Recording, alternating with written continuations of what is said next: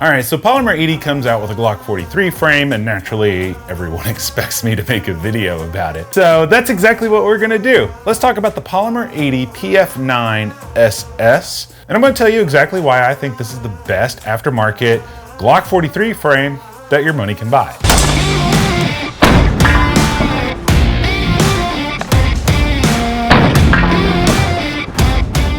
Okay, so for those of you that are new to this channel, I know all the subscribers already know this. I don't like single stack guns. I don't enjoy shooting them. I have yet to find a single stack gun that I actually enjoy shooting and carrying. So therefore, I'm pretty biased against them. However, I do know how to suspend that bias and look at the product for what it is instead of what I want it to be. In order to really discuss whether or not this is worth it or not, we need to compare it to a couple of things. Number one, we need to compare it to the SS80 Glock frame that was made by the Glock store about a year or so ago. I think it's been going on 18 months now since these have came out. They were announced over 2 years ago, but the back orders took forever. And then we're going to compare it to the OEM Glock 43 frame as well. That way we can kind of get a good reference point on, what the Glock 43 frame is supposed to be like, and then kind of what the evolution of it was, with the Glock store version, and then what makes this one so much different and I think better or superior than the other two. If you're new to Polymer 80s, which I don't know how many people are new to it, but I've been building them since early 2017. So wow. It's been 3 years now, isn't that crazy? But if you are new to Polymer 80s, don't fret. I have a ton of tutorials and troubleshooting videos on how you build these. Essentially what they are is they are an uncompleted lower receiver and or frame. You just gotta finish them off by dremeling out some material and drilling a few holes. And then you put your lower parts kit in, you put your slide on, and hopefully you did it well enough that it will shoot. Now I did have a few kind of issues when I was building this one. I'll show you kind of how I got around those issues, but it was nothing new, right? It was not anything new in regards to Polymer 80. It was just like, I haven't had that issue in a long time. So I thought that was very fascinating. So if you need access to all those videos, I had to take them off of YouTube because YouTube doesn't allow it anymore. If you follow the first and second link in the video description, first link will take you to the build list where you can find all the links for the parts that I'm using in this video. And then the second link will link out to all my tutorials and all my troubleshooting videos. That way you can fix it. But anyways, let's stop wasting time. Let's just dive up close. We're gonna take a look at it, compare it to the other frames. Then we're gonna go over the shooting footage. I'm gonna tell you what my experiences were shooting it, let you know if I had any malfunctions, failures to feed, or anything of the sorts. Then I'm gonna give you my perspective of knowing what I know now, and if I had to go out and shell out my own money on this product,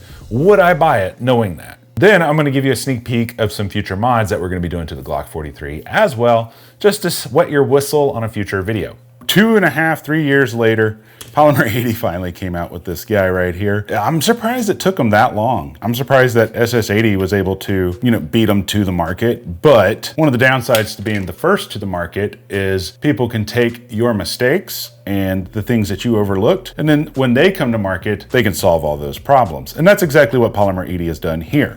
Not that Polymer 80 has ever really overlooked too many things. There has been a few, but for the most part, they've been able to get it pretty darn right every single time. In order to fully understand why this frame is so much better than these two frames right here, let's start at the beginning. This is your OEM Glock 43 frame. Pretty basic. You got your front rails here, you got a locking block here, you got your rails back here integrated, but overall it's an OEM frame. You still can get your Glock knuckle. If you've never experienced Glock knuckle, that's where you get this callus right here on the side of your knuckle. I don't know if you can see mine, I got it pretty good. When it's not undercutted enough, you will definitely get a callus right in that region right there. That's always kind of been a bit of a bummer. And the grip texture leaves a lot to be desired. There's a lot of slipperiness on this gun, especially if your hand starts sweating. And that was kind of the biggest issue with it. The grip texture, the Glock knuckle, and then the fact that you can't attach a light to it if you wanted to.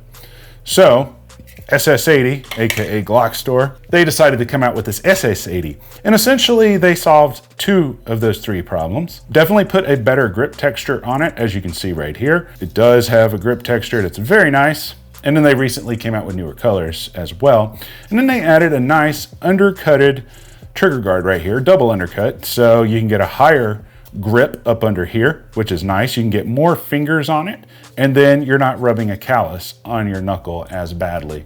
So that's a big thing. And then when you get your support hand, you got some ergonomics for that. Now, I will say this, when I built this one a couple of years ago, you'll notice those front rails, they didn't look like that I had to grind the crap out of them to make them fit. They should be black, but I really had to take a lot of material off with a Dremel just to get the slide onto the gun. And that's nothing new. I mean, I've had to do that with polymer 80s as well in the past, but that's just something to keep in mind. This is the only experience I have with SS80, but overall, the frame feels cheap. I don't know how to explain it. I really don't. I've talked to people about this in the past with other parts, not even dealing with polymer 80, but there's some polymers that feel decent in the hand, and then there's some polymers that just don't feel good in the hand. And this is one of those, to me, feels kind of chintzy. Here comes polymer 80. They came out with theirs finally. They're calling this one the PF9SS. I don't know what SS stands for, I don't know what it means. Anywho, they came out with their textured grip, which their texture has always been, you know, it may not be the most aesthetically pleasing, but it's 100% super effective. A couple of other things that they added, finally, was they added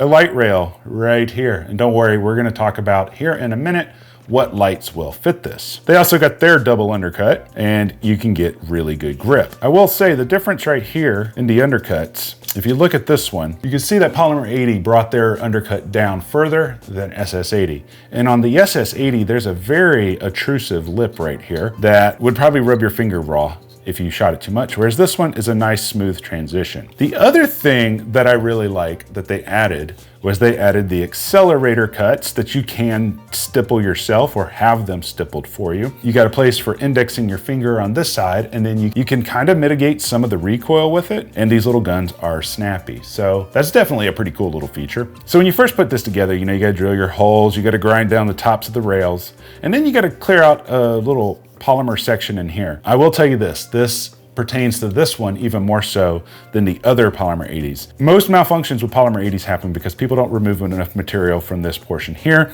and then when you go to put the slide on, that guide rod right here, it rides in there and then it'll catch. This one, I had to remove even more material than I thought was necessary because it just kept catching inside of here with this spring. And the edge of the spring on the Gen 4s is, you know, it's kind of not jagged, but it's kind of sharp. So if you don't clean that out enough, it definitely is going to get stuck. Now for this build, I basically using the same parts that I used when I built the SS80. I got the Apex trigger, we got the shield arms, slide, and I got some Ameriglow sights on here. I really like these sights. Don't worry, I'll include all of this in the build list. Like I mentioned earlier, you just follow the first link in the description. Takes you to the build list. True precision threaded barrel, which you'll find out why we got a threaded barrel later. And then I'm using all OEM internals on the slide, OEM internals on the frame. Only parts on the frame that aren't internal is the trigger shoe and this mag release right here.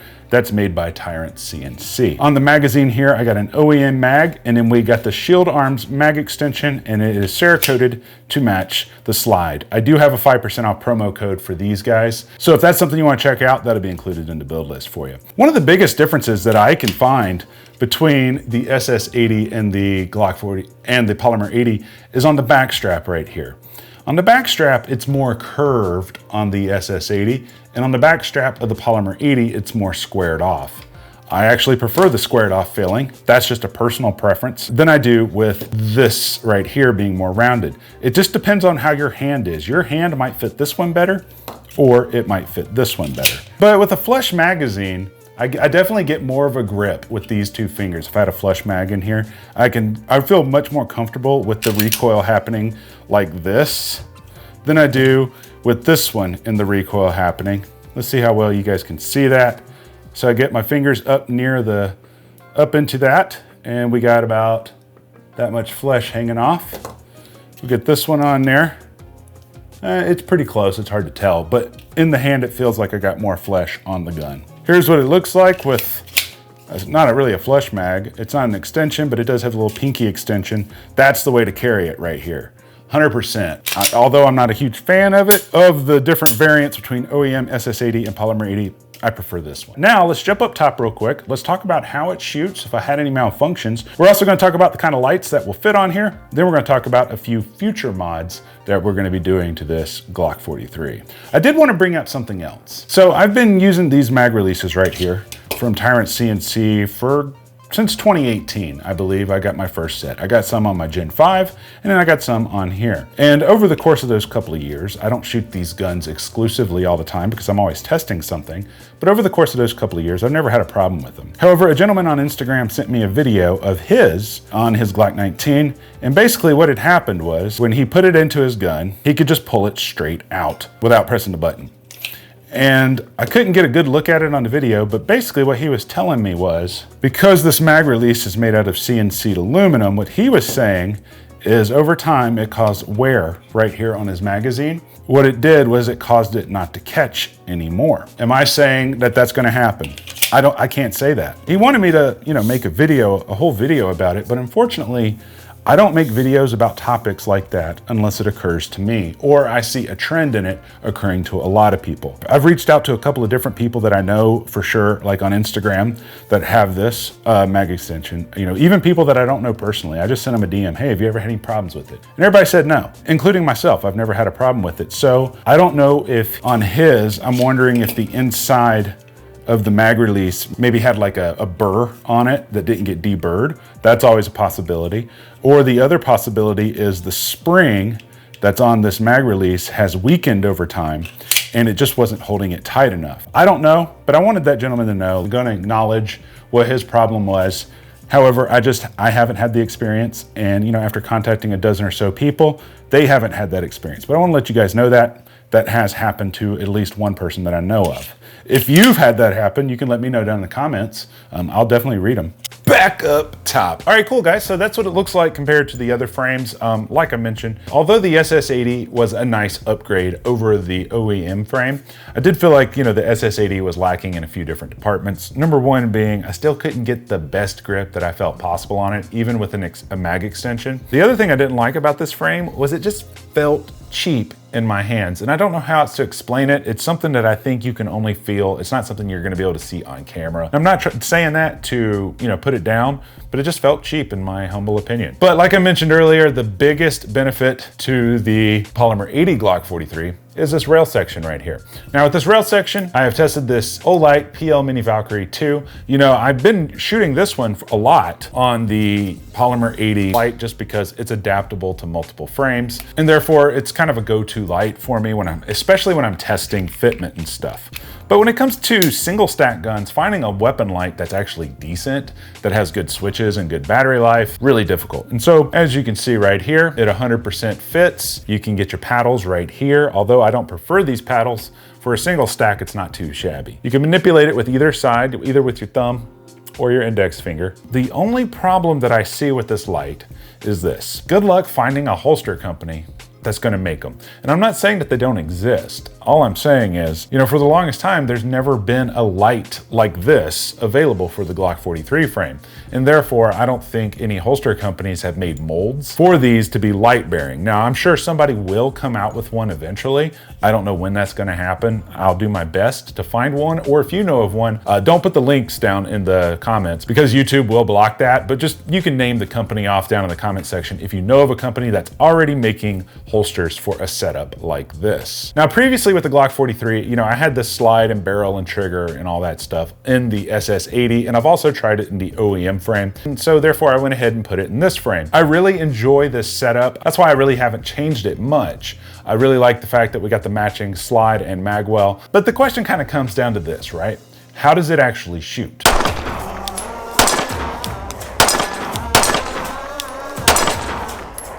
There's one mag.